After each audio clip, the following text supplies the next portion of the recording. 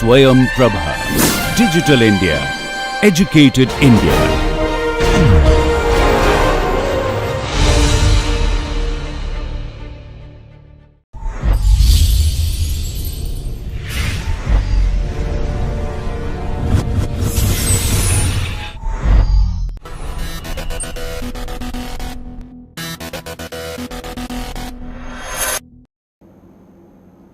Okay.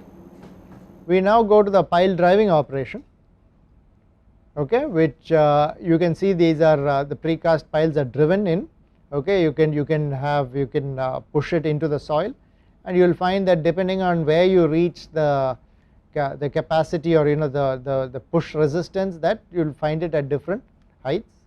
And the driving operation, again, if you want to visualize the driving operation, do go to YouTube. There are plenty of videos on different types of pile driving and different operations.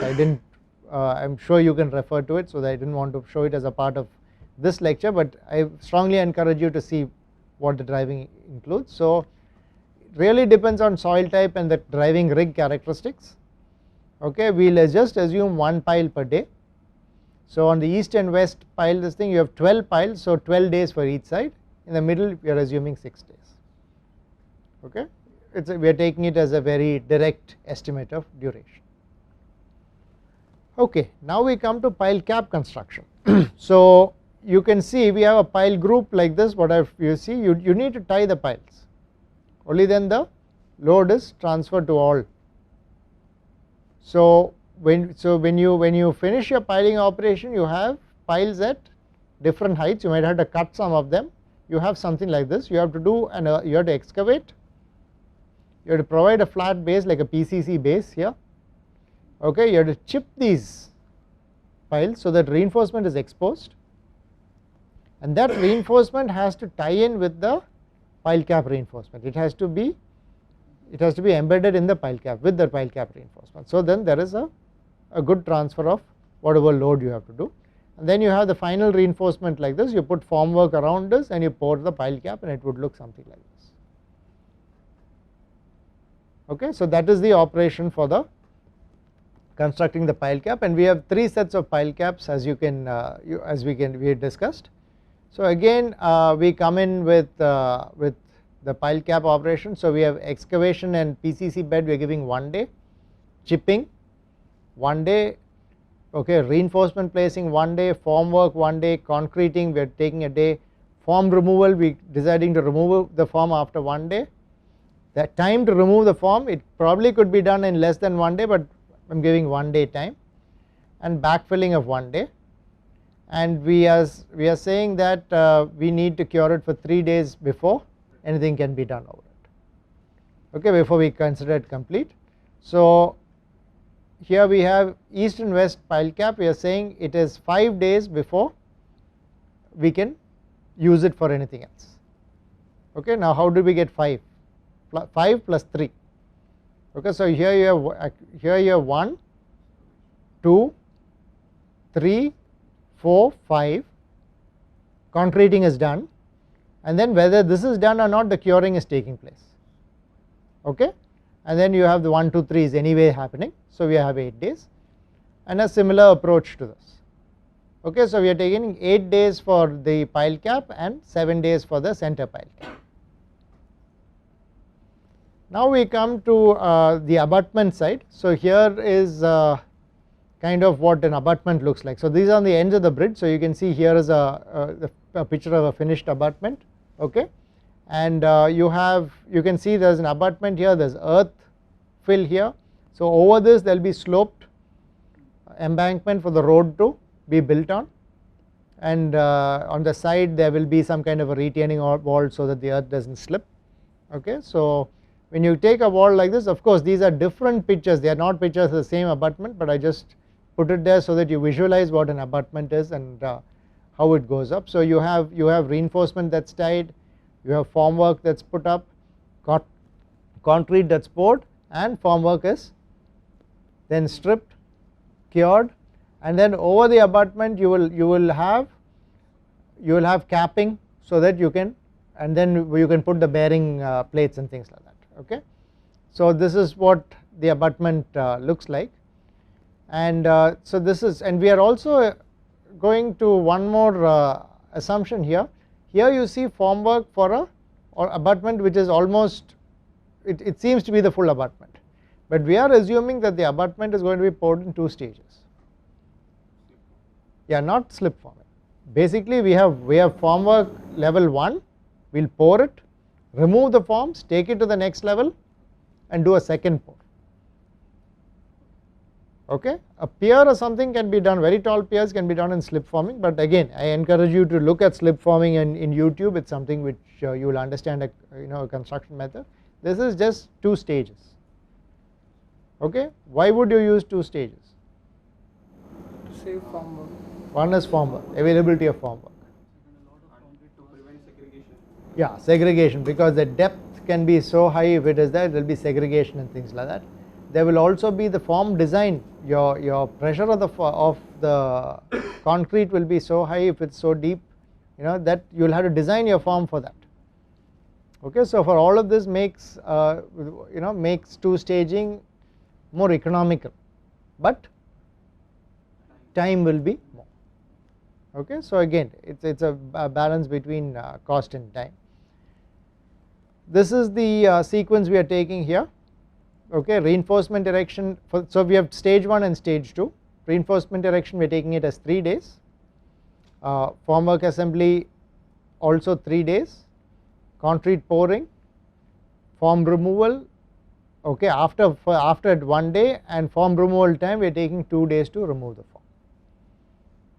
Okay, and curing before the next, we are giving it 3 days. We say that after concrete is poured, 3 days we should allow for the before the next stage of not starting work, next stage of pouring of concrete. Okay, so here we go in, so we take this stage, we go to the second stage. Now you will notice reinforcement erection here is 4 days. Why? Maybe because we are going up. So you have to go at a higher. We are working, remember we talked about productivity and how it drives duration. So here we assume because it's a higher level, there is a lower productivity of reinforcement. So again 4 days for erection, 4 days for formwork assembly, 1 day again for the pour, 1 day for the removal, and 2 days, 1 day for after which removal can start, and 2 days for the removal. And here we are also making an assumption that the abutment cap plus the bearing pad will take 7 days after this, and there will be again a 3-day curing required before this is done. Okay, so if you total up, I think you will get 10 days for stage 1, 12 days for stage 2, plus 7 days for the bearing pedestal and the cap, and 7 days for curing. Okay, so totally we get 36 days for each abutment. Okay, now we come to the center pier, which again I got a mix of photographs to show you what pier consists of. Here you have basically formwork. Here you can see a pier again in 2 stages. There's a stage, different stages of formwork for a pier. People climbing up. If the pier height is very high, if the formwork height is high, they'll have to pour concrete from all the way here. There are issues with that. What we are assuming here is again stage 1 and stage 2. Okay. And this is the sequence with which we are going, where we have again, I'm not going to repeat through all the details, but you have concrete curing. I'm giving 3 days here before stage 2 starts. So here you have 1, 2, the sequence of events, and then 3 days after concrete pouring here. When you go to the next level, you have reinforcement erection for again at a higher level 2 days, formwork assembly 3 days, concrete pouring, curing before pier cap here is 3 days, and we are assuming the pier cap and bearing pad will take 5 days of time. Okay, so here we go with the total calculations as it's shown here, leading to 27 days for the center pier. Okay, you can look at the details, and if there are clarifications you can ask me. Now we go to the next, which is place beams. and what we are, okay, here we see a beam is transported, the crane will take the beam, and as you can see it will be placed onto the between the abutment and the pier, and you can see an example here of how beams are placed. Okay, you need a diaphragm between the beams to be able to connect and then transfer the load properly. We are integrating the diaphragm into the activity, and we are saying that each side will take 7 days. Okay, finally the deck slab over the beams, we have to form the deck slab. Okay, between the beams there will be formwork for the deck slab, there will be reinforcement, there will be pouring of concrete, curing everything. So we are going, and there will be staging to erect all of this. So staging for 2 days, formwork assembly for 1 day, reinforcement erection, concrete pouring, form removal. After 7 days we are saying we are going to allow it to be there for 7 days because it's not supported. Yeah, once you take it down, it's not a compression member with most of the others. Curing for 7 and total 15 days for each side. Okay. Finally, the laying of the road. We have earthwork. Okay, so here we have earthwork which gets done. We have rolling. Again we have earthwork, and then so this kind of rolling is for compaction. If it's not compacted properly, what happens? There will be settlement. Okay, so this is for compaction and settlement, and then you have the black topping, appropriate layering, and then the black topping done, and that is what we are going through, and we are assuming that the whole thing takes. Okay, so here let's get into detail here. So we are saying 10 days of earthwork, filling grading for each side, black topping total length for 5 days. Okay, so what I have done is I have taken 10 plus 10 plus 5. Is that okay, or is there a shorter way I can do it? First I do one length on one side, then I start black topping on one side. So right. So I could actually do 10. Then start the other one, wait for after 8 okay. days is over. Okay.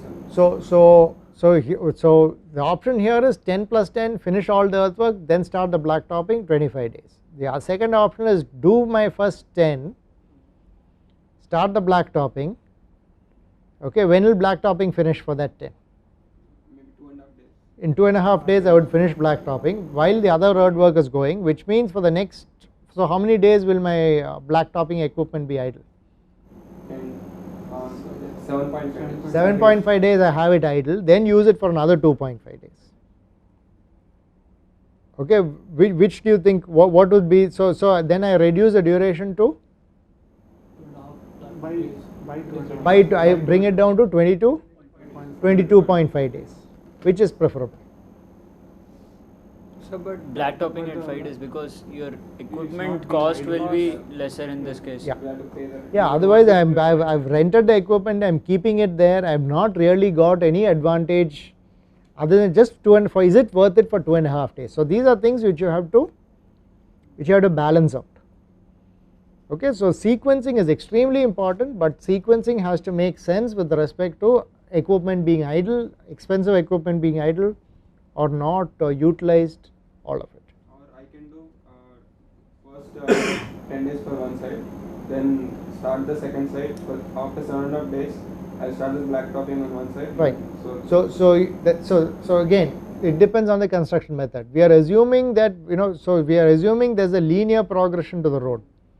Is that how it works? So in the method you are saying, you are assuming that I will finish the road section by section as I go, but it might not work that way. But then we, okay, so if you want to go into this micro schedule, you now have to divide the road into sections and say that when I am taking 10 days for each side, is there a natural break? Is it breaking every 5 days I have a section complete? That means if 2 sections of the road, then we are getting into finer details of the micro schedule, and then you can actually do what we can now balance out idle time of equipment versus synchronizing between the two activities. Okay, I brought it up in this particular activity because we can kind of discuss it because there are only 2, but the same issue arises in almost all activities, okay, and the same issue arises across all activities. Let us take those also into account as we go in. So I mean, when I mean the same issue arises across activities, what does it mean? Whether you want to start a succeeding activity between the. Yeah, no, it's not. So now it's not so much as succeeding. It's like right now we are assuming that I'm doing one set of piling and then another set and then, but I could actually do all of it in parallel. One set Okay. of piles and one side of abutments. At the Right, same time. right. So is it? But so those are that is at the macro level. Now these, so sequences at the micro level, sequences at the macro level, really, if you plan that properly with requirements to your project, it will make a big difference. Now let's say this was a very important road and the 2.5 days made a very big difference to some very big social issue in that area. Then I might say it's fine, I am going to keep that equipment idle for 7.5 days and still go ahead with it. So your project objective will drive all of this, and keeping that in mind is the most critical issue. A lot of times you will find that earthwork is done, everything is finished, there is no blacktopping equipment available, the road is left like that for months before something happens. Okay, so that is the other extreme where because of lack of equipment nothing happens. Okay, so if we summarize, are there any overall questions on how we went about the duration calculations and things like that? Okay, we went through all of these activities. Some of them are repetitive in the nature of how we calculate, so I kind of went through it faster. But ultimately, did we go into the level of detail which we discussed about durations when we discussed our class on duration, or we were at what is the level of detail we went? What didn't we consider? We didn't consider any parallel activities. We kind of considered parallel. We considered parallel. What didn't we consider? If I go back to all of this, We idealized the construction, as in we didn't account for delays. we didn't account for delays, okay, but some of these, like for example, when I say concrete pouring for 1 day here, might be it'll only take half a day or a little more than that, but I'm giving it a buffer. That's good and it's bad. It's bad because I'm not gone to the micro detail properly, but there I'm giving some kind of a buffer. Do you remember? Just again, recall durations. What were the 2 types of way we went about duration calculation? Cost and Resource resource driven. Right. So here, what are we using? resource This is resource driven, in the sense that we are saying this is what we have, so this is the duration. What level of detail did we go into resource? Have we gone into productivity levels at all here? No. We have not even talked about the resources required, we have not even gone into the level of productivity of the resources, we have just gone into a very broad level of sequence of operations. I have given you more of a heuristic estimate of duration at the sequence level, and we have just, we have taken that and gone ahead with it. Okay. The more detailed way of doing this would be to say, concrete pouring so many cubic meters, I have a mixer which has this capacity, it is so many meters from this site, it will take a person so much time to travel. Get into that level of detail, I will certainly get, there is a lot more calculation to do, and probably that if we have good values to support that, that would be the way to go with it. Why did you say it's resource driven? So how did you identify to be resource driven? Because here I have assumed that that all of this is based, I have made an assumption on that, yeah, that there is a certain amount of resource I have, and that's why it takes so many days.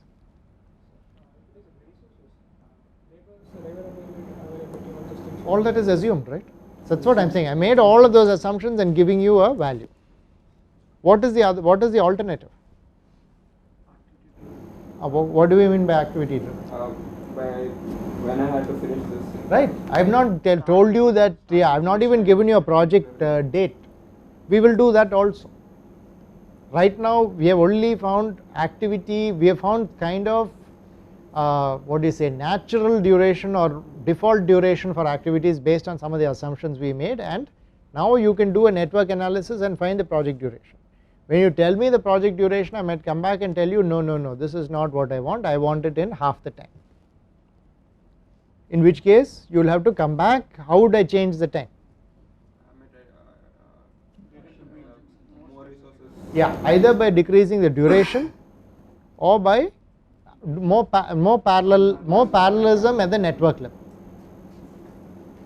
Okay, not at the macro level. So these are the ways we will have to come about in terms of when we are going with a duration driven. So we will take a look at both, but again just to reiterate, in all of this we have taken a resource driven approach, but we have made a very broad level assumption that the resource available can do this in this much time. Okay, we should go to a more detailed productivity level of estimation if those values are available and if you have accurate information from your side.